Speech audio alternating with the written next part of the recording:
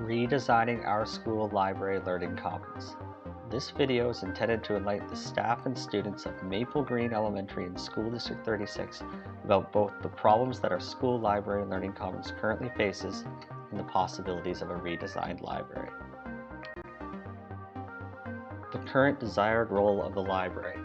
Physically located at the center of the school, our library learning commons at Maple Green Elementary endeavors to be the heart or central hub of learning, as well as creative and critical thinking. In some areas, it manages to meet these expectations admirably. In other areas, however, it still has a lot to live up to.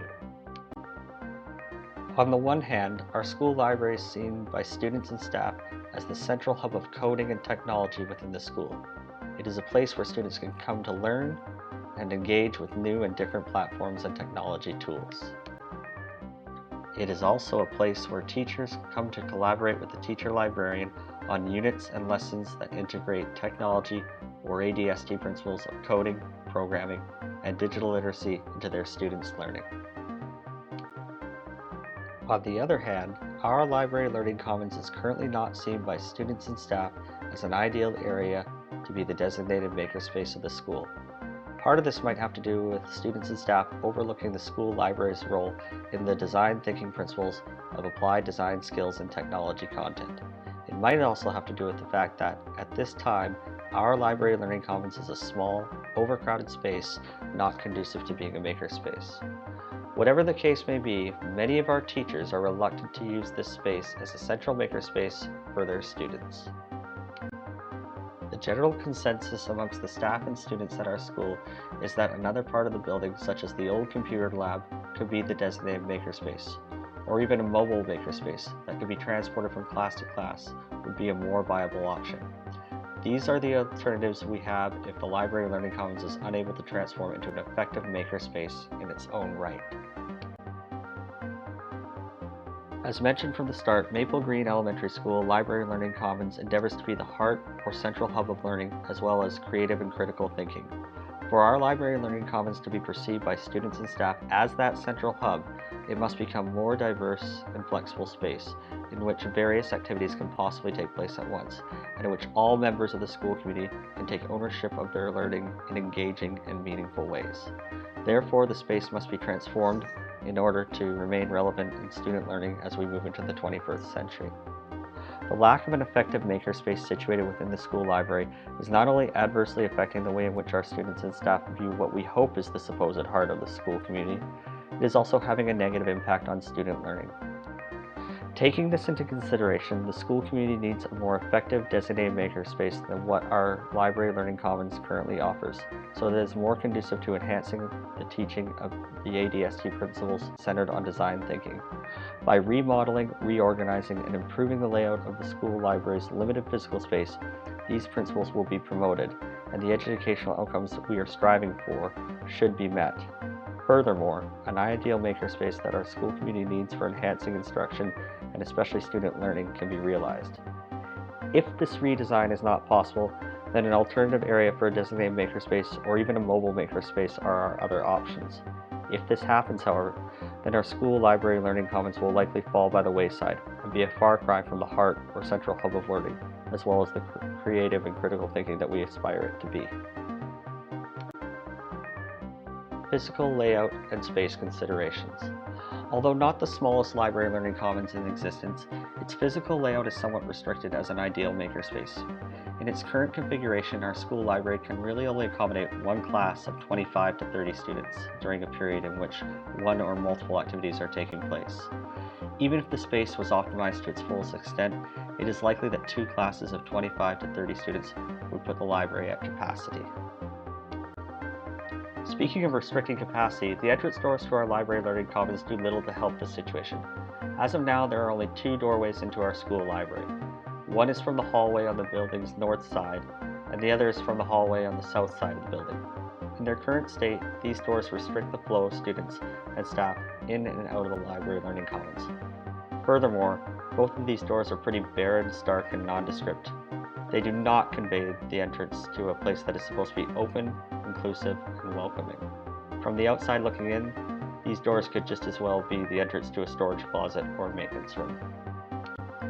Taking this into account, a remodeling of these entrances would work wonders in drawing more people from the school community to our library learning commons. The library entrances depicted in these two photos do a much better job of indicating that one is entering an open, inclusive, and welcoming space. Simply being able to see into the library learning commons through the glass goes a long way. In order to achieve a look similar to this, our school library would have to undergo extensive renovations. As these are costly and often take forever, an alternative in the meantime would be to have the students do a monthly decorating display on the doors to keep them lively and interesting, thus drawing people into our school library. Perhaps one of the biggest obstacles keeping our library learning commons from being an ideal makerspace is the fact that the entire area is carpeted. This imposes limits on what maker materials can be used in the space. Consequently, this is one of the main reasons why many teachers are reluctant to use the school library as a central makerspace for their students. Removing these carpets and replacing them with some sort of flooring material that can withstand the wear and tear of creativity is a priority. Linoleum is one option, but another could be durable rubber flooring that is used in gyms. Within the existing library, the furniture consists of 2 couches, 2 easy chairs, several tables, and a series of stackable chairs.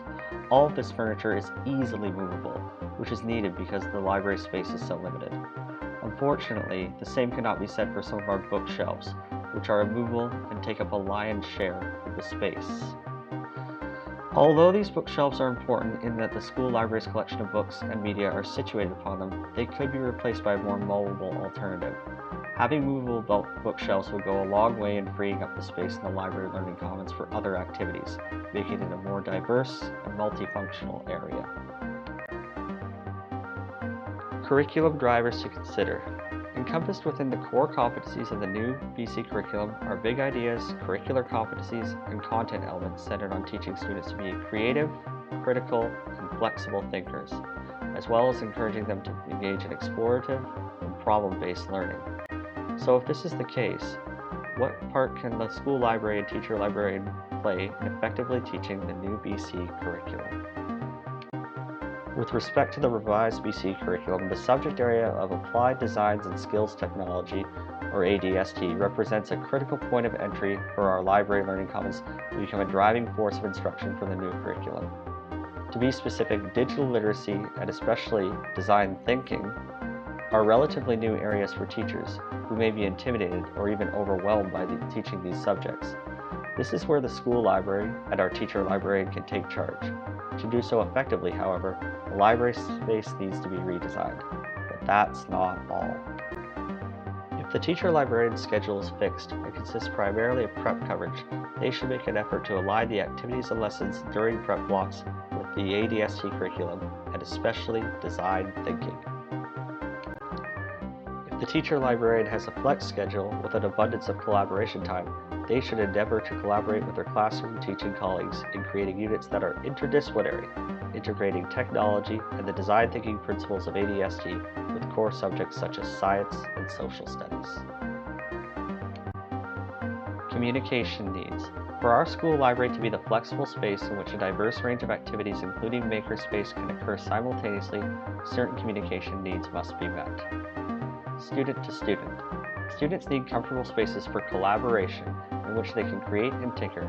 This can be at tables or in meeting rooms. Student to teacher. Both students and teachers need silent spaces for independent study and planning. These can also be spaces where students can turn to their teachers for one-to-one support on any academic or design challenge. Presentation. Our library learning commons needs a designated presentation space where students and staff can showcase the fruits of their creative labors. As the one proposing this redesign of our school library learning commons, I feel it is necessary to also include the actions that I, as a teacher librarian, will take towards ensuring that this transformation is fully realized. I will endeavor to be open and receptive to feedback and input from students and staff in regards to the library learning commons resources and space. I will keep advertising, promoting, and showcasing to the students and staff that what the Library Learning Commons has to offer in terms of books, resources, technology, and a makerspace. This will be done through displays, emails, and newsletters. I will also strive to foster a good, supportive relationship with administration by aligning the goals of our Library Learning Commons with their priorities and keeping them informed about what's going on in our school library. In doing so, a teacher librarian is in a strong position to advocate for our Library Learning Commons, its mission, and as well as push for the changes to be made that are in the best interest of the school community. This can be carried out in the form of me providing the principal evidence of resource and technology usage through tracking reports, which can lead to an increased allocation of funding in these areas.